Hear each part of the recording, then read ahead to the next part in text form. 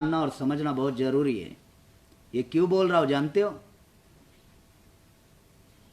कोई भी महापुरुष पैदा होता है ना, समझ आने के लिए 25 साल लग जाते हैं। 26वें साल में समाज का काम शुरू करता है। 26वें साल में समाज का काम शुरू करता है। 40 साल काम करता है, कोई 35 साल टिकता है, कोई 30 साल तक रहता है, और जब उम्र 60 के ऊपर हो जाती है फिर वो महापुरुष आ जाता है। फिर और कोई महापुरुष पैदा होता है, फिर उसको समझ आने में 25 साल लग जाते हैं। ये जितने भी महापुरुष आपको दिख रहे हैं ना, समझ आने के लिए 25 साल लग जाते, फिर और वो काम शुरू करते, और फिर 30-35 साल काम करते, फिर और कोई महापुरुष आ जाता है। समझ में आ रहा है? जो बातें हम चर्चा कर रहे हैं इस पूना यूनिवर्सिटी में, ये इतना गंभीर सब्जेक्ट है कि हमको क्या करना चाहिए। साथियों, ये गटर है और गटर का पाइप ओवरफ्लो हुआ है और गंदा पानी बाहर आया है, और गंदा पानी किसी एक व्यक्ति के घर की तरफ जा रहा है, तो वो व्यक्ति सोचेगा कि ये गंदा पानी मेरे घर में नहीं।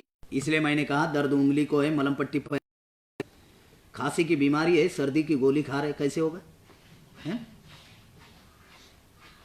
साथियों, हमें मट्ठी का बांध बांधना नहीं चाहिए। ये जो गंदा पानी जो बाहर आ रहा है, ये गंदा पानी क्या है? बेरोजगारी है, रिजर्वेशन खत्म, स्कॉलरशिप खत्म, हॉस्टल का प्राइवेटाइजेशन, नौकरियां समाप्त हो रही है, एनआरसी आ गया, का आ गया।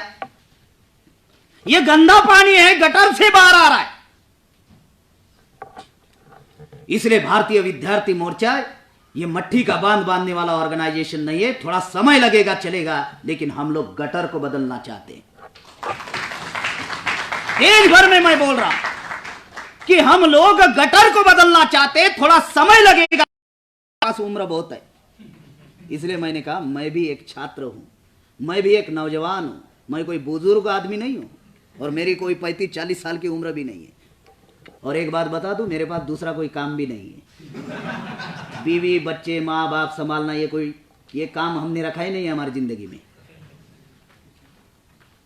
13 साल हो गए घर से बाहर है। जो बातें आप लोगों को बताई जा रही इतना गंभीर है कि ये भारतीय विद्यार्थी मोर्चा हम लोगों ने क्यों बनाया, उसका पहला कारण है, उसका पहला ऑब्जेक्टिव है। ये पहला ऑब्जेक्टिव है कि हम लोग मट्ठी का बांध बांधना नहीं चाहते, हम लोग गटर को बदलना चाहते, और गटर को बदलने के लिए पूरे देश भर में हम लोग तैयारी। पहला। दूसरा, जिन जिन महापुरुषों ने इस देश में आंदोलन चलाए, जिन जिन महापुरुषों ने जो आंदोलन चलाए, वो आंदोलन उनके पीढ़ी में समाप्त हो गया। चाहे तथागत बुद्धा का आंदोलन हो, उनके पीढ़ी में समाप्त हुआ। सम्राट अशोक का आंदोलन हो, उनके पीढ़ी में समाप्त हुआ। छत्रपति शिवाजी महाराज का आंदोलन हो, राष्ट्रपिता ज्योतिराव फुले जी का हो, या संतों का आंदोलन हो, या बाबा साहब का हो, या छत्रपति शाहू महाराज का हो, या क्रांतिवीर बिरसा मुंडा का हो, या फातिमा शेख जी का हो, जितने भी महापुरुषों ने हमारे SC ST OBC माइनॉरिटी के महापुरुषों ने जो आंदोलन चलाए, उनके पीढ़ी में समाप्त हो गए। भारतीय विद्यार्थी मोर्चा का दूसरा ऑब्जेक्टिव है, हम आंदोलन को में कन्वर्ट करना चाहते ताकि इस आंदोलन को कोई भी खत्म ना कर सके। ये दूसरा ऑब्जेक्टिव है। ये आंदोलन को नेक्स्ट जनरेशन में कन्वर्ट कर रहे हैं हम लोग। और आपको बताते हुए मुझे गर्व भी होता है कि अब आंदोलन नेक्स्ट जनरेशन में कन्वर्ट हो चुका है। चौधरी विकास पटेल नाम सुना होगा आप लोगों ने, कुछ लोगों ने सुना होगा, या कुछ लोग नहीं सुने तो यूट्यूब पर सर्च कीजिए। राष्ट्रीय पिछड़ा वर्ग मोर्चा के राष्ट्रीय अध्यक्ष है। उम्र कितनी है जानते हैं? 27 ईयर्स। राष्ट्रीय कृषि विभाग में नौकरी पर थे, नौकरी छोड़ दिए और 12-13 साल से इस आंदोलन में लगे हुए, आज राष्ट्रीय अध्यक्ष बन गए। कुमार काले सर का नाम आप लोगों ने सुना होगा। उनकी भी उम्र कोई ज्यादा उम्र नहीं है, 35-36 साल की उम्र होगी। 2007 से लगे हुए मिशन में, नौकरी पर थे, नौकरी छोड़ दी। बहुजन क्रांति मोर्चा के राष्ट्रीय प्रवक्ता विलास खरास जी का खरा साहब का नाम आप लोगों ने सुना होगा, उनकी भी उम्र कोई ज्यादा नहीं है, 35-36 साल की उम्र होगी। वे भी 13-15 साल से इस मिशन में लगे हुए हैं। आज राष्ट्रीय माइनॉरिटी मोर्चा के राष्ट्रीय प्रभारी है। प्रेम कुमार गेड़ाम को तो देख रहे होंगे, अभी देख तो रहे होंगे। 13 साल से काम कर रहा हूं, मेरी भी उम्र कोई ज्यादा नहीं है। मैं 5 विंग का नेशनल इंचार्ज हूं और राष्ट्रीय आदिवासी एकता परिषद का नेशनल कोऑर्डिनेटर हूं। तो ये नाम जो आप लोगों को मैं बता रहा हूं, ऐसे बहुत सारे लिस्ट है हमारे पास। ऑल इंडिया में 2,500-3 हजार पूर्णकालीन प्रचारक है, उनमें से 550 पूर्णकालीन प्रचारक है जो पूरे सेंट्रल में हम लोग काम कर रहे हैं। मैं सिर्फ ये लिस्ट बताऊंगा तो समय खत्म हो जाएगा, इसलिए 4-5 लोगों के नाम आपको मैंने बताए। अब ये आंदोलन नेक्स्ट जनरेशन में कन्वर्ट हो चुका है। इसलिए तो वामन मेश्राम साहब कहते हैं कि मुझे मोहन भागवत छोड़ो, ब्रह्मा भी आएगा तो भी रोक नहीं पाएगा। ऐसा जब उदाहरण बताते हैं तो इसके पीछे का कारण आपको मालूम नहीं। पीछे का ये कारण है कि मेश्राम साहब ने इस आंदोलन को नेक्स्ट कन्वर्ट कर दिया है। इसलिए कहते हैं कि अभी ब्रह्मा भी आएगा तो भी मुझे रोक नहीं पाएगा। तो ये दूसरा ऑब्जेक्टिव है कि आंदोलन को नेक्स्ट जनरेशन में कन्वर्ट करना। तीसरा ऑब्जेक्टिव भारतीय विद्यार्थी मोर्चा। साथियों, हमारे समाज की सबसे बड़ी समस्या क्या है? लोगों को क्या लगता है? गरीबी हमारे समाज की सबसे बड़ी समस्या है। गरीबी ये परिणाम है, कारण नहीं है। हमारे लोगों को क्या लगता है हमारी सबसे बड़ी समस्या क्या है? तो लोगों को लगता है हमारी सबसे बड़ी समस्या जो है वो लाचारी है, भूखमरी है, नौकरी नहीं, रोजगार नहीं। ये परिणाम है। हमारे समाज की अगर सबसे बड़ी अगर समस्या कोई है तो 13 साल में जो ऑब्जर्वेशन मैंने किया और उस ऑब्जर्वेशन से जो बात सामने आई, 5 बातें सामने आई। पहली बात, हमारा समाज उसको संगठित करना होगा। नंबर 2, हमारा समाज अज्ञानी है, उसको ज्ञानी बनाना होगा। नंबर 3, हमारा समाज दिशाहीन है, उसको दिशा में लाना होगा। नंबर 4, हमारा समाज नेतृत्वहीन है, उसमें नेतृत्व पैदा करना होगा। नंबर 5, हमारा समाज जो है प्रतिनिधित्व विहीन है, उस समाज में लड़ झगड़ने वाले प्रतिनिधित्व आपको भेजने होंगे। अभी जो SC ST के जो 131 जो प्रतिनिधि आप कहते हो हमारे हैं, समाज के हैं, ये हमारे नहीं है। ये पार्टी और हाईकमांड के गुलाम हैं, जिनको बाबा साहब अम्बेडकर ने कहा agent of the caste Hindu, tools of the caste Hindu, stooge of the caste Hindu. इसका अर्थ होता है कि ये दलाल है, ये भड़वे है। बाबा साहब ने पटियाला में भाषण जब दिया तो पटियाला में क्या कि पुना करार की वजह से हमारे समाज में कुत्ते पैदा हुए। तो बाबा साहब ने आगे कहा कि अगर ये भौंकने वाले कुत्ते पैदा होते तो अच्छा होता। ये पूछ हिलाने वाले कुत्ते पैदा हुए, सिर्फ तुम हिलाते रहते। तो ये हमारे प्रतिनिधि नहीं है। तो समाज की सबसे बड़ी समस्या है लैक ऑफ लीडरशिप। जिनको आप अपना नेता मानते हो वो पार्टी हाईकमांड का गुलाम है। तो हम लोग इस देश में 25,000 लीडरशिप हम लोग पैदा करना चाहते हैं और उसका टास्क हम लोगों ने लिया कि 2029 तक किसी भी परिस्थिति में भारतीय विद्यार्थी मोर्चा 25,000 लीडरशिप बोलने वाली, नेतृत्व करने वाली हर जाति समुदाय में 25,000 हम लोग छात्र नौजवान लीडरशिप हम लोग पैदा करना चाहते हैं। और एक बात लास्ट में आपको विश्वास की बात मैं बताना चाहता हूं कि ये हम ही लोग कर सकते हैं। ऐसा क्यों कह रहा हूं? यहां पर जितने भी छात्र नौजवान हैं, अगर इस आंदोलन में अगर हम लोग 10 साल अगर इन्वेस्ट करते हैं तो हम ही लोग देश चलाने वाले लोग रहने वाले हैं। 10 साल अगर इस आंदोलन में हम लोग इन्वेस्ट करते हो, देखिए मैं अपील कर रहा हूं और समझा भी रहा हूं, अगर 10 साल अगर इस आंदोलन में अगर हम लोग इन्वेस्ट करते तो हम ही लोग देश चलाने वाले लोग रहेंगे। ऐसा क्यों कह रहा हूं? क्योंकि हमारे समाज में अभी जितने भी नेता हैं ना 2020 में, सारे नेताओं की उम्र 60 के ऊपर है और सारे मरने के कगार पर है। चलो नाम गिन लेता हूं, विश्वास नहीं गिनना पड़ेगा। उत्तर प्रदेश जाता हूं, बहन जी 60 के ऊपर है, मुलायम सिंह जी 60 के ऊपर है। बिहार आता हूं, नीतीश कुमार जी 60 के ऊपर है, जीताराम मांझी 60 के ऊपर है, लालू यादव जी 60 के ऊपर है, शरद यादव जी 60 के ऊपर है, रामविलास पासवान जी 60 के ऊपर है। चलो झारखंड जाता हूं, शिबू सोरेन जी 60 के ऊपर है, अर्जुन मुंडा 60 के ऊपर है। गुजरात आता हूं, छोटू भाई वसावा 60 के ऊपर है, हमारे SC ST OBC के नेता। चलो महाराष्ट्र आता हूं, ज्यादा दूर जाने से बहुत समय जाएगा।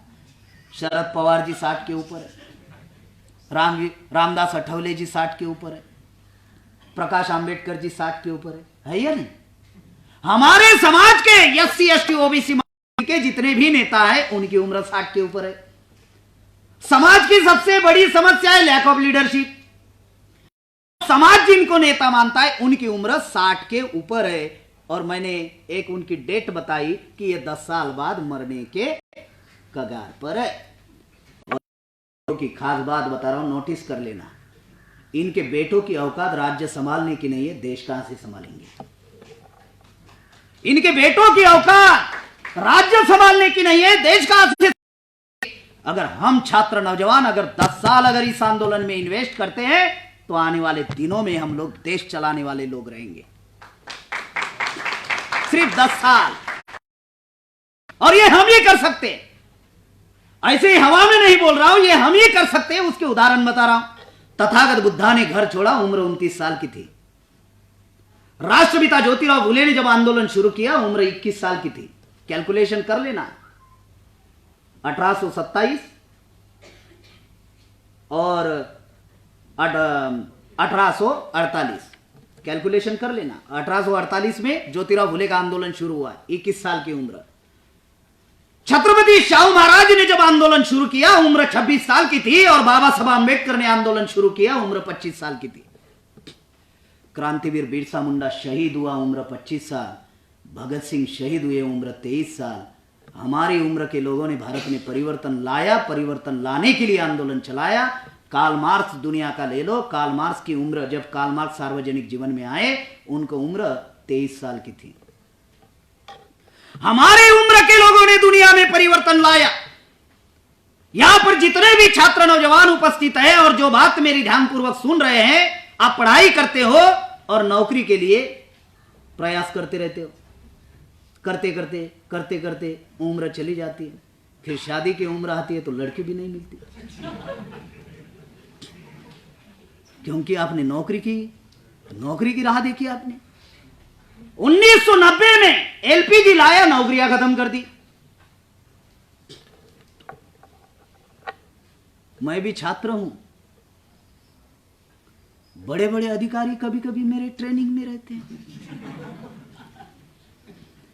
एक जगह पर PI आया था मेरे कार्यक्रम में, उत्तर प्रदेश का PI कार्यक्रम में आया था कि बोले यहाँ पर सिग्नेचर मारो। मैं बोला क्यों? नहीं, आपको सिग्नेचर मारना होगा तो हम कार्यक्रम के लिए आपको परमिशन देंगे, भाषण देने के लिए परमिशन देंगे। तो मैंने पढ़ा, हाँ ये बोलना नहीं होगा, वो बोलना नहीं होगा, ऐसा करना होगा, वैसा, ये लो सिग्नेचर लो। फिर मैंने पूछा कौन से थाने से हो, तो पता चला वहां का DISP मेरे ट्रेनिंग में एक दिन था। तो मैं बोला उनको जानते हो? तो हाँ जानता हो। तो बोलना उनको मेरा नाम बताना, प्रेम कुमार गेड़ा। जो बातें बता रहा हूं, एक छात्र हूं, अधिकारी ट्रेनिंग में होते, कैडर कैंप जो हमारे होते ट्रेनिंग कैंप, उसमें बहुत सारे अधिकारी कभी कभी आते। प्रेम कुमार गेड़ा में एक छात्र है, लोग साहब बोलते हैं, सर बोलते हैं। एक बार मेरा मध्य प्रदेश में कार्यक्रम था, बहुत बड़ी संख्या थी, करीबन 5-10 हजार लोग थे। वहां पर गया और वहां पे एक्स मिनिस्टर आया था और मेरे बाजू में ही बैठा और मुझे ही पूछ रहा है, ये प्रेम कुमार गेड़ाम जी आए हैं क्या? तो मैं बोला नहीं, वो आ रहे हैं, आप बैठिए, वो आ रहे हैं। तो कार्यक्रम का जो आयोजक था वो आया मेरे पास। अब एक प्रथा होती है कि परिचय करा कर देना, तो फिर परिचय में करा कर दिया। मुझे बताया ये एक्स मिनिस्टर है, आज के कार्यक्रम के उद्घाटक। अच्छा, सोनभद्र में कार्यक्रम था, नाम भी बता रहा हूं। और फिर उनको बताया, ये गेड़ा में वो मेरे तरफ देख रहे। मैं बोला सर मैं ही हूँ। अभी मुझे क्या बोलते वो किसान का जो यूरिया वगैरह होता है थोड़ा कम मिला मुझे, आपको थोड़ा ज़्यादा मिला। तो जो बातें आपको बताई जा रही है, अगर हम 10 साल अगर इस आंदोलन में अगर इन्वेस्ट करते हैं तो साथियों आने वाले दिनों में हम लोग ही ये देश चलाने वाले लोग रहते हैं। और ये कोई हवा में बात मैं नहीं बता रहा हूँ, ये करने के लिए हम छात्र नौजवानों में लीडरशिप पैदा करने के लिए हम लोग इस देश में खास किस्म के 4 ट्रेनिंग चलाते हैं। पहला ट्रेनिंग चलाते हैं हिस्टोरिकल एंड आइडियोलॉजिकल। मेश्राम साहब 5 दिन का लेते हैं, मैं 3 दिन का लेता हूं। समाज का काम क्यों करना चाहिए, क्यों करना चाहिए जो सवाल है, वाई, इसी का जवाब क्यों करना चाहिए उसका ट्रेनिंग है हिस्टोरिकल एंड आइडियोलॉजिकल। फिर दूसरा ट्रेनिंग हम लोग चलाते हैं कैसे करना चाहिए, क्योंकि कोई भी नौकरी जब आप लोगों को लगती है तो डायरेक्ट टेबल पर बिठाते नहीं, आपको ट्रेनिंग पर भेजते हैं। जो आईएएस एग्जाम पास होता है 2.5 साल की उत्तरांचल मसूरी में उनको ट्रेनिंग दी जाती है और फिर उसको कलेक्टर नहीं बनाते, पंचायत पर लाते, फिर जिला पंचायत पर, फिर 10 साल का अनुभव होने के बाद फिर वो कलेक्टर बन जाता है। तो उसी प्रकार से समाज का काम क्यों करना चाहिए ये समझ में आने के बाद में कैसे करना चाहिए, तो उसका ट्रेनिंग हमने डेवलप किया। उसका नाम है ऑर्गेनाइजेशनल ट्रेनिंग कैंप, संगठनात्मक प्रशिक्षण शिविर। जिसके ऑर्गेनाइजेशनल अंडरस्टैंडिंग बेटर होगी वो ब्राह्मणों के षड्यंत्र को भली भांति जान पाएगा, ध्यान रखना। तो ये ट्रेनिंग मेश्राम साहब 5 दिन का लेते, मैं 3 दिन का लेता हूं। फिर तीसरा ट्रेनिंग चलाते, ट्रेनिंग्स फॉर ट्रेनर, प्रशिक्षकों का प्रशिक्षण। हम छात्र नौजवानों में ट्रेनर तैयार करते ताकि वो समाज को ट्रेनिंग दे, ये 2 दिन का होता है। फिर हम चौथा एक ट्रेनिंग अभी हम लोगों ने डेवलप किया, ट्रेनिंग्स फॉर लीडरशिप। 1 दिन का ट्रेनिंग होता है कि समाज का नेतृत्व कैसे करना चाहिए, किस प्रकार से करना चाहिए, क्या दिक्कतें आती है उसका क्या सामना कैसे करना चाहिए। ऐसे 4 किस्म के ट्रेनिंग हम लोग साथियों पूरे देश भर में चलाते हैं। मेरा पूरा विश्वास और यकीन है कि हम 10 साल में किसी भी परिस्थिति में आने वाले दिनों में हम लोग इस देश के हुक्मरान बनने वाले लोग हैं। सिर्फ छात्र नौजवानों को 10 साल इस आंदोलन में इन्वेस्ट करने की जरूरत है और यह संभव है। अगर 1000 छात्रों ने अगर निर्णय लिया पूरे देश भर में और एक छात्र ने सिर्फ 5 ही तहसील संभाली, 5 ही, भारत की 5000 तहसील कवर हो जाएगी। आप लोगों ने कभी सोचा है क्या हो सकता है? 35 करोड़ लोग थे भारत के पॉपुलेशन गांधी जी के कार्यकाल में। गांधी जी ने 1 करोड़ लोगों को इकट्ठा किया, 11.5 लाख अंग्रेज भाग गए। कितने भाग गए? 11.5 लाख। तब आपको मालूम है ब्राह्मण कितने थे भारत में? 45 लाख। बहुत सारे लोगों को यह आंकड़ा मालूम नहीं है। 35 करोड़ पॉपुलेशन थी भारत की, तब गांधी जी ने 1 करोड़ लोगों को इकट्ठा किया, 11.5 लाख अंग्रेज भाग गए। तब भारत में ब्राह्मणों की पॉपुलेशन 45 लाख थी, आधा करोड़ भी नहीं थी। जिनकी पॉपुलेशन 15 अगस्त 1947 में 45 लाख थी, आज वो ब्राह्मण हमको कह रहा है, बहुसंख्य के लोगों को, आप नागरिक हो या नहीं, सिद्ध करके हो, सिद्ध करो। अमित शाह धमकी दे रहा है मीडिया पर, कितनी धमकी दे रहा है, आप लोग उसके वीडियो देखो तो। जो साबित करेगा वो भारत में रहेगा, जो साबित नहीं करेगा, अबे डीएनए तू साबित कर, फिर तेरे को दिखाएंगे। इतनी हिम्मत इन लोगों को कहां से आ रही है? कांग्रेस, बीजेपी, कम्युनिस्ट के लोगों को इतनी हिम्मत कहां से आ रही है? जिस जनता से वोट लेकर वो ये लोग सरकार बना रहे हैं, देश को चला रहे हैं, फिर भी जनता के किसी भी प्रकार का उनको डर नहीं है। कभी आप लोगों ने सोचा ऐसा क्यों है? जो छात्र नौजवानों की बदौलत चुनाव जीत कर जाते हैं, जो एमएलसी का चुनाव जीत कर जाता है, जो एमपी बनता है, एमएलए बनता है, जिला परिषद का सदस्य बनता है, पंचायत समिति का सदस्य बनता है, इतनी हिम्मत कहां से आई? अगर ये लोग भारत के जनता के वोट पर अगर ये लोग चुनकर जाते हैं, फिर भी जनता के विरोध में निर्णय पारित करते हैं, इतनी हिम्मत कहां से आई? इससे एक ही जवाब है कि हमारे वोट का किसी भी प्रकार का कोई डर अभी इनके मन में नहीं है, क्योंकि कांग्रेस, बीजेपी और कम्युनिस्ट के लोग ऐसा सोच रहे हैं कि छात्र नौजवानों की किसी भी प्रकार की कोई भी समस्या का समाधान करने की जरूरत नहीं है, क्योंकि हम लोग इनके वोट से थोड़ी ना चुनकर जाते, हम तो मशीन से चुनकर जाते। खेल समझ में आया? खेल समझ में आया? अब आपको पता चलेगा एनआरसी क्या मामला है। ये लोग इतनी ताकत, इतनी शक्ति इनमें कहां से आती है? क्योंकि ये लोग ऐसा सोचते हैं कि हम लोग छात्र नौजवानों के वोट से चुनाव जीत कर नहीं जाते, हम लोग किसानों के वोट से चुनाव जीत कर नहीं जाते, हम लोग आदिवासी के वोट से चुनाव जीत कर नहीं जाते, शेड्यूल कास्ट के, ओबीसी के, घुमंतु जाति के और सिख, ईसाई, बुद्धिस्ट, मुसलमान, लिंगायत, शिव धर्मी के वोट से चुनाव जीत कर नहीं जाते, बल्कि हम मशीन से चुनाव जीत कर जाते। जब चुनाव ही मशीन से जीत कर जाना है तो इनकी समस्या का समाधान करने की क्या जरूरत है? यह मामला है। दुनिया में कहीं पर मशीन के ऊपर चुनाव नहीं होता। जिस जापान ने इलेक्ट्रॉनिक वोटिंग मशीन बनाई, उसी जापान में मशीन के ऊपर चुनाव नहीं होता।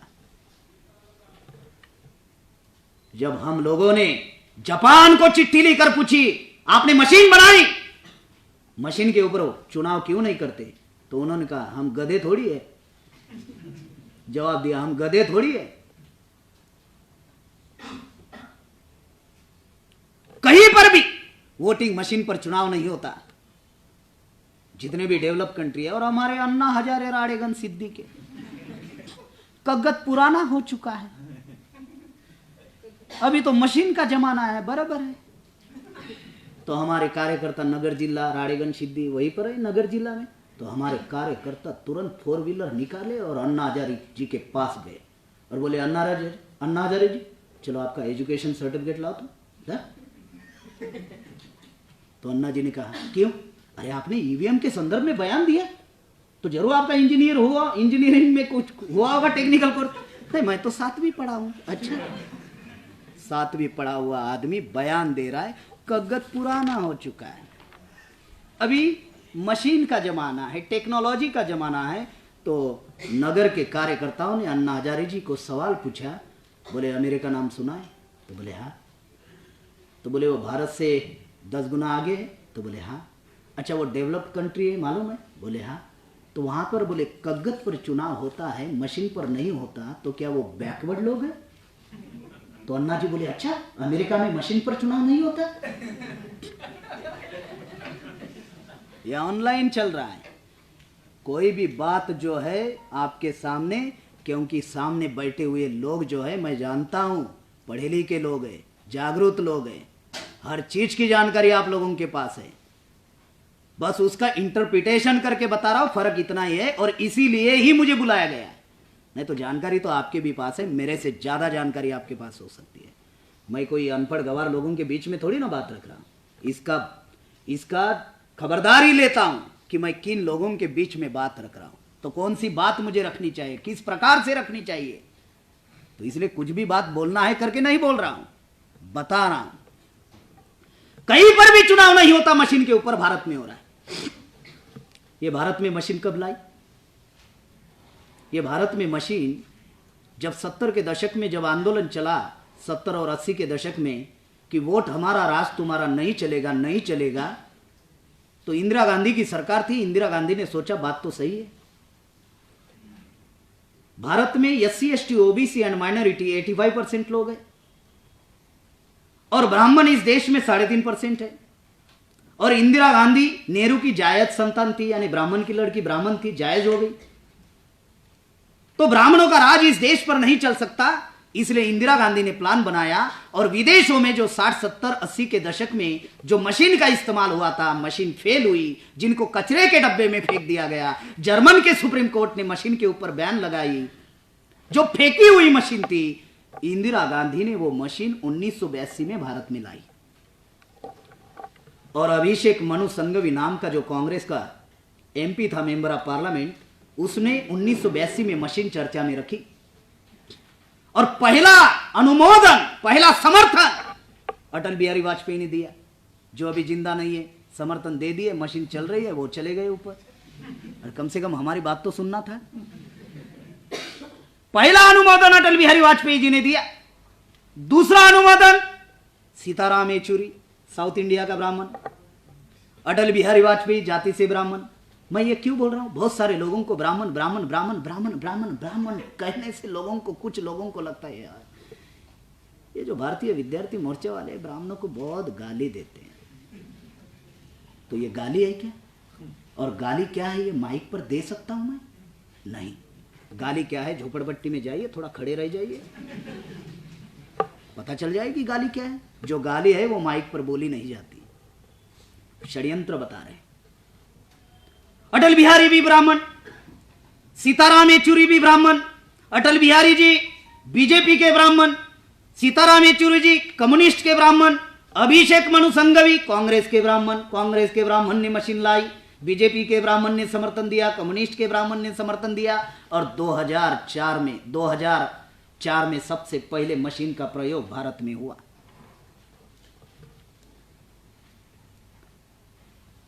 और 2005 में लोकसभा का चुनाव था, कांग्रेस चुनाव जीत गई। 2009 में फिर से चुनाव हुआ, फिर से कांग्रेस ने गड़बड़ी कर चुनाव जीता। तो आरएसएस के लोग टेंशन में आ गए। क्यों? बाबरी मस्जिद आरएसएस के लोगों ने गिराई, गोधरा हत्याकांड आरएसएस के लोगों ने किया। तो वो टेंशन में आ गए कि सारे कारनामे हम कर रहे हैं और फायदा कांग्रेस को हो रहा है। साला मामला क्या है? तो फिर अटल बिहारी वाजपेयी, अडवाणी जी, राजनाथ सिंह, सुब्रमण्यम स्वामी, इन सारे लोगों ने छानबीन करना शुरू किया। और जब सुब्रमण्यम स्वामी ने छानबीन की, पता चला कांग्रेस ने गड़बड़ी करके मशीन में गड़बड़ी कर चुनाव जीता। अब सुब्रमण्यम स्वामी ये कोई साधारण व्यक्ति नहीं था, ये सुप्रीम कोर्ट का लॉयर है, साधारण व्यक्ति नहीं था। उसने छानबीन की, छानबीन करने के बाद उन्होंने हाई कोर्ट में एफिडेविट फाइल किया। फिर मामला सुप्रीम कोर्ट में गया। तो सुप्रीम कोर्ट के जज ने सुब्रमण्यम स्वामी को सवाल पूछा, आप मशीन का विरोध कर रहे हैं या मशीन में गड़बड़ी हो रही है, ऐसा आप कह रहे हैं, तो आपके पास क्या सबूत है? तो उन्होंने 4 सबूत बताए सुब्रमण्यम स्वामी ने। पहला सबूत कि पहले कागज पर चुनाव होता था, बैलेट पर जो भी मतदाता वोट देता था उसको दिखाई देता था। लेकिन ये जो मशीन है जिसकी बटन दबा रहा है, वोट किसको गया पता नहीं चल रहा है। तो ये पहला कारण कि ईवीएम में वोट किसको गया पता नहीं चल रहा है। दूसरा कारण, पता नहीं चल रहा है, इस वजह से कोई एविडेंस नहीं है। तीसरा कारण, इस वजह से कोई फिजिकली वेरिफिकेशन नहीं है। और चौथा कारण, मशीन में रिकाउंटिंग सिस्टम नहीं है, रिकैलकुलेट सिस्टम है। ये 4 कारण बताए। जैसे ही 4 कारण बताए तो सुप्रीम कोर्ट के जो जज थे वो हैरान हो गए और तुरंत 8 अक्टूबर 2013 में डिसीजन दिया, जजमेंट दिया और चुनाव आयोग को कहा कि भारत में फ्री, फेयर एंड ट्रांसपेरेंट अगर चुनाव करना है तो आपको मशीन के साथ में वीवीपैट मशीन लगानी होगी। ऐसा क्यों दिया? क्योंकि सुप्रीम कोर्ट के जज ने सुब्रमण्यम स्वामी को पूछा कि अगर इतनी गड़बड़ी हो रही तो इसमें सुधार के लिए क्या पर्याय है। तो सुब्रमण्यम स्वामी ने कहा कि भारत में ईवीएम मशीन आने के पहले भारत में एटीएम मशीन आई थी और कोई व्यक्ति अगर बैंक से पैसा निकालना है तो फिर वो एटीएम मशीन का इस्तेमाल करता था। अगर मान लीजिए 1 लाख रुपए किसी ग्राहक के अगर बैंक में है और एटीएम से उसने 10,000 रुपए निकाले तो एक स्लिप आती है और स्लिप कहती है कि आपने 10,000 रुपए विड्रॉल किए और 90,000 रुपए आपके खाते में अवेलेबल बैलेंस है। चाहे वो ग्राहक पुणे का है और आगरा गया है ताजमहल देखने के लिए, पैसे खत्म हो गए, एटीएम आगरा में इस्तेमाल किया, फिर भी उसका पुणे में जो उसकी बैंक है उस बैंक के ऊपर उसका विश्वास होता है। इसीलिए 8 अक्टूबर 2013 को यह जजमेंट दिया, आदेश दिया फ्री, फेयर एंड ट्रांसपेरेंट चुनाव करने का। लेकिन 2014 में जब 8 अक्टूबर 2013 का आदेश था वीवीपैट मशीन लगाने का, फिर भी उन्होंने वीवीपैट मशीन नहीं लगाई और 2014 में बगैर वीवीपैट मशीन चुनाव किया। और बीजेपी 283 सीटें जीतकर चली गई थी और नरेंद्र मोदी जी प्रधानमंत्री बन गए। 15 लाख देने वाले आ गए खाते में, उसने 15 लाख डाले, आपने खाता बराबर नहीं दिया होगा। उसने काला धन विदेश से लाया, आपने देखा नहीं। प्रचार किया चाय बेचने वाला, आपने पी।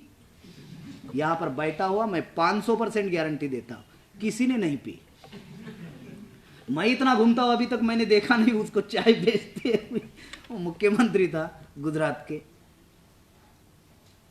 तो साथियों 2014 में जब वीवीपैट मशीन नहीं लगाई तो वामन मेश्राम साहब ने कंटेम्प्ट ऑफ कोर्ट का केस लेकर गए कि यह कोर्ट की अवमानना है। सुप्रीम कोर्ट ने आदेश दिया 8 अक्टूबर 2013 को, चुनाव आयोग को अमल करना चाहिए था, अमल नहीं किया तो यह कोर्ट की अवमानना की चुनाव आयोग ने। ऐसा केस लेकर गए। जैसे ही केस लेकर गए तो सुप्रीम कोर्ट से नोटिस चुनाव आयोग को जारी हुई और चुनाव आयोग को पहला सवाल सुप्रीम कोर्ट ने पूछा, जब आदेश दिया आपने मशीन वीवीपैट क्यों नहीं लगाई? तो चुनाव आयोग के वकील ने कहा कि भारत सरकार ने हमें पैसे नहीं दिया, इस वजह से हमने वीवीपैट मशीन नहीं लगाई। प्रेम कुमार गेड़ाम का कहना है अगर पैसे भारत सरकार ने नहीं दिए तो कम से कम कागज पर चुनाव करना था, वीवीपैट मशीन पर क्यों किया? कागज पर करना था। लेकिन उन्होंने कहा कि भारत सरकार ने पैसे नहीं दिए तो फिर दूसरी चिट्ठी सुप्रीम कोर्ट के द्वारा चुनाव भारत सरकार को सुप्रीम कोर्ट ने दी और 3,767 रुपया कुछ समथिंग ऐसा ही आंकड़ा है भारत सरकार को देना पड़ा चुनाव आयोग को वीवीपैट मशीन लगाने के लिए। और 13 लाख वीवीपैट मशीन भारत में इस्तेमाल की गई। ये अगर किसी के बदौलत है तो ये भारत में सिर्फ एक ही व्यक्ति है जिसका नाम है वामन मेश्राम। देश की इतनी बड़ी न्यूज किसी टीवी चैनल पर नहीं, किसी पेपर में छपकर नहीं आई। अगर सोशल मीडिया नहीं होता तो आपको जानकारी भी नहीं मिलती। 13 लाख पेपर ट्रेल मशीन लगाई गई 2019 के चुनाव में। पहले आप जिसको वोट देते थे दिखाई नहीं देता था, अभी पेपर ट्रेल मशीन के साथ, अभी ईवीएम मशीन के साथ में वीवीपैट मशीन है। अभी आप कमल की दबाव कमल दिखाई देगा, पंजा की दबाव पंजा दिखाई देगा, हाथी की दबाव हाथी दिखाई देगा, घोड़े की दबाव घोड़ा दिखाई देगा, जो दबाव वो दिखाई देगा। अभी दिखाई दे रहा है। चोरी कब पकड़ी जाएगी? जो दिखाई देगा उसकी 100% गिनती होगी तब ना चोरी पकड़ी जाएगी। सुप्रीम कोर्ट ने 8 अक्टूबर 2013 में प्यारा 29 में कहा फ्री फेयर एंड ट्रांसपेरेंट चुनाव करना है तो वीवीपैट मशीन लगा। और प्यारा 28 में कहा, जजमेंट नेट पर पड़ा हुआ है, 28 में कहा कि अगर इन केस ऑफ डिस्प्यूट, अगर मान लीजिए अगर कोई वाद विवाद अगर किसी असेंबली में होता है या किसी एरिया में होता है तो फिर मैन्युअली काउंटिंग होगी, 100% गिनती होगी। यह प्यारा 28 में कहा। अब वीवीपैट मशीन लगाई, अब चोरी कब पकड़ी जाएगी? जो पेपर ट्रेल मशीन से जो कागज निकल रहा है अगर उसकी मैन्युअली काउंटिंग होगी तो चोरी पकड़ी जाएगी। और वो वीवीपैट मशीन की मैन्युअली काउंटिंग ना हो, इसीलिए चुनाव आयोग ने 3 रूल बनाए, 56C, 56D और 49A में। 56C क्या है? 56C और 56D ये एक दूसरे से संलग्न कानून है। कैसे?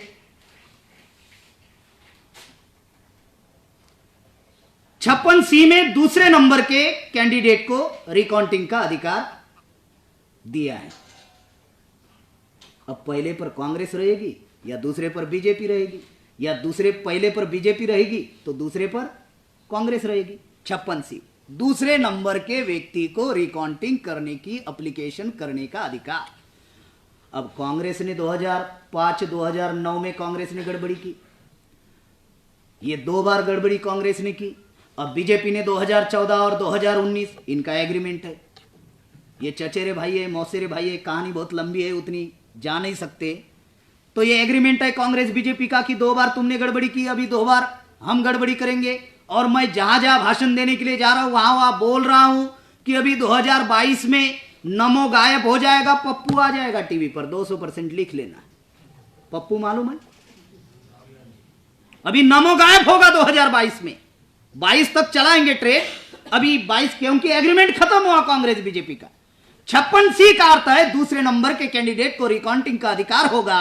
कांग्रेस बीजेपी का एग्रीमेंट है, वो एक दूसरे के विरोध में रिकाउंटिंग के लिए एप्लीकेशन करने वाले नहीं है, और भारत में अभी तक कोई उदाहरण नहीं है तीसरे चौथे नंबर के व्यक्ति को रिकाउंटिंग की एप्लीकेशन करने का अधिकार नहीं दिया। अब 56D क्या है? जो बूथ पर जो पीठासीन अधिकारी होता है उसके मन के ऊपर छोड़ा तकरार लेना है या नहीं लेना है। अगर उसने लिख दिया तकरार करने वाला नशे में था तो गई आपकी हवा में। अब 49A में यह समझना बहुत जरूरी है, बहुत डेंजर कानून है। 49A में क्या है? मान लीजिए आप वोट देने के लिए गए और आपने घोड़े को वोट दिया, गधा निकल आया। वोट घोड़े को दिया और वीवीपैट में गधा दिखाई दिया, डिस्प्ले गधा हुआ, तो आप जोर से चिल्लाओगे, अरे मैंने घोड़े की बटन दबाई, गधा दिखाई दे रहा। तो अधिकारी बोलेगा इधर आप चिल्ला क्यों रहे हो, ये सेंसिटिव एरिया है, नॉन बेलेबल, अंदर चले जाओगे बेल नहीं मिलेगी। तो बोलेगा अरे बेल बात की छोड़ो, मैंने घोड़ा दबाया, इधर गधा क्यों दिखाई दिया, इसका पहले जवाब दो। तो बोलेगा अच्छा गधा दिखाई दिया, एक काम करो, ये 49A का फॉर्म भर दो। वो फॉर्म अंग्रेजी में, अनपढ़ होगा कोई व्यक्ति हमारा तो वो कहेगा क्या लिखा हुआ है, पढ़ा लिखा है तो पढ़ लेगा, लेकिन अनपढ़ व्यक्ति ने बोलेगा क्या लिखा हुआ है बताओ, तो वो अधिकारी बताएगा इसमें ये लिखा हुआ है, अभी आपने जो बटन दबाई दूसरा ही दिखाई दिया, अभी आपका टेस्ट वोट होगा। क्या होगा? टेस्ट वोट होगा, और फिर से आपको घोड़ा दबाने के लिए बोला जाएगा। अगर गधा दिखाई दिया तो आप बच गए, अगर गधा नहीं दिखाई दिया और घोड़ा ही दिखा तो 6 महीने की सजा। मंजूर है? कोई करेगा एप्लीकेशन? उदाहरण हुआ है, आसाम का डीआईजी वोट देने के लिए गया, बटन जिसकी दबाई दूसरा ही निकल आया। उस डीआईजी ने पीठासीन अधिकारी को कहा अरे ये गड़बड़ी वाली मशीन है। तो पीठासीन अधिकारी ने कहा डीआईजी साहब ये फॉर्म भर कर दीजिए ना। वो डीआईजी था, फॉर्म पढ़ लिया, 6 महीने की सजा। उसने कहा डीआईजी डर रहा है एप्लीकेशन करने के लिए, हमारी कोई खेत की मूली है, हम लोग किसी खेत की मूली है उनके सामने। इसलिए साथियों ये जो इलेक्ट्रॉनिक वोटिंग मशीन जो है, जिस वजह से संविधान खतरे में है, हमारे संवैधानिक अधिकार खतरे में हैं, और आज मैं तो ये कहूंगा इस पुणे यूनिवर्सिटी में कि पूरा भारत खतरे में आया है इस मशीन की वजह से। इसलिए इनकी ताकत और औकात बढ़ चुकी है। अगर आप छात्र नौजवानों को ये एनआरसी और का मुद्दा उन्होंने इसलिए लाया ताकि ईवीएम का मुद्दा हवा में उड़ जाए, इसलिए उन्होंने एनआरसी और का मुद्दा वो लोग चर्चा में लाए हैं। और ये मुद्दा मैं आप लोगों को एक बात अंदरूनी बताना चाहता हूं कि ये मुद्दा ये 2024 तक कांग्रेस बीजेपी कम्युनिस्ट के लोग खींचने वाले। क्यों? क्योंकि 2024 में फिर से लोकसभा का चुनाव है, और जब तक एससी एसटी ओबीसी का हिंदू के नाम पर ध्रुवीकरण नहीं होगा तब तक कांग्रेस बीजेपी आरएसएस कम्युनिस्टों को फायदा नहीं होगा। अगर कांग्रेस को, आपको क्या लगता है हिंदू के ध्रुवीकरण से सिर्फ आरएसएस बीजेपी को फायदा होता है? ऐसा आप लोग सोचते हैं, गलत। एससी एसटी ओबीसी का रिलीजियस पोलराइजेशन जब होता है तब फायदा बीजेपी को भी होता है, फायदा कांग्रेस को भी होता है, और फायदा कम्युनिस्ट को भी होता है। इसलिए इस मुद्दे को वो लोग खींचने का प्रयास करेंगे ताकि ईवीएम जिंदा बची रहे। अगर आप लोगों को लगता है एनआरसी खत्म होना चाहिए, का खत्म होना चाहिए, तो एनआरसी और का के साथ साथ में ईवीएम का भी विरोध सोशल मीडिया में बड़े पैमाने पर आप लोगों ने, ईवीएम का भी मुद्दा साथ साथ में हम लोगों ने उसको चलाना चाहिए। और ऐसा ही हम लोग करने वाले हैं। भारतीय विद्यार्थी मोर्चा, ये सरकार, कांग्रेस बीजेपी के कम्युनिस्टों के लोग, आरएसएस के लोग ईवीएम का मुद्दा डाइवर्ट करना चाहते, खत्म करना चाहते, और इसलिए वो लोग एनआरसी और का मुद्दा टीवी पर चला रहे, इसलिए वो लोग मुसलमानों को टारगेट कर रहे लेकिन मुसलमान निशाना नहीं है, निशाना हम SC ST OBC के लोग हैं।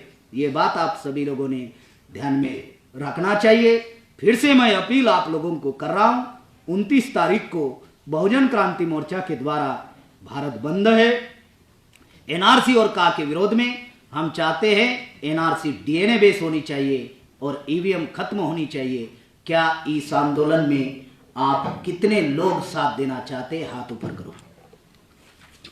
थोड़ा कैमरा घुमाइए। कुछ लोग हैं जो हाथ ऊपर नहीं कर रहे नहीं कर रहे हैं तो मैं उनको सवाल पूछूंगा, क्यों नहीं कर रहे हैं आपको बताना होगा। साथियों, जो बात आप लोगों को मैं बता रहा हूं इतना गंभीर मुद्दा है, इसलिए मैंने स्पीच जो शुरू किया पहली ही लाइन मैंने बोली कि देश की हालात और परिस्थिति बहुत गंभीर है और देश बहुत गंभीर हालात से गुजर रहा है और हम छात्र नौजवान उतने गंभीर नहीं है। वो गंभीरता हम में निर्माण हो, इसलिए विस्तार से ये बातें आप लोगों को बताई गई। आपने मेरी बात ध्यान से सुनी, इसलिए सबका आभार, धन्यवाद। जय मूल निवासी, जय भारत।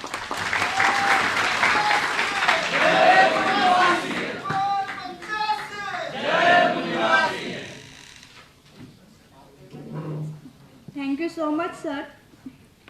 सरांनी आपल्याला NRC आणि CA बद्दलचे सर्व पैलू एकदम चांगल्या पद्धतीने उलगडून सांगितले। त्यामध्ये आपल्याला त्यांनी सर्व पक्षीय भूमिका, काँग्रेसपासून BJP, communist party of India तसेच मीडियाची NRCची काय भूमिका आहे ती आपल्याला स्पष्टपणे समजावली। याच्यामध्ये आपल्याला सगळ्यात पहिले हेच वाटत होतं का NRC हे फक्त मुसलमान विरोधी आहे, पण त्याचा तोटा SC ST आणि OBC यांनाही मोठ्या प्रमाणावर होत आहे आणि याच्याबद्दलची जनजागृती होताना दिसत नाही आहे। त्याच्याबद्दलच्या सगळ्या डिटेल्स सरांनी आपल्याला आपल्या भाषणातून सांगितल्या।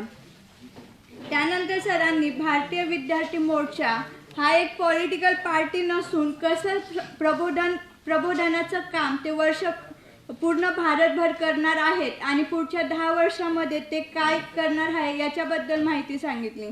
कोणत्याही महत्त्वाची गोष्ट अचीव करायची असेल तर ती नेहमी शाश्वत पर्यायानेच अचीव होती आणि सरांनी जो पर्याय सांगितला आहे तो पण शाश्वतच आहे।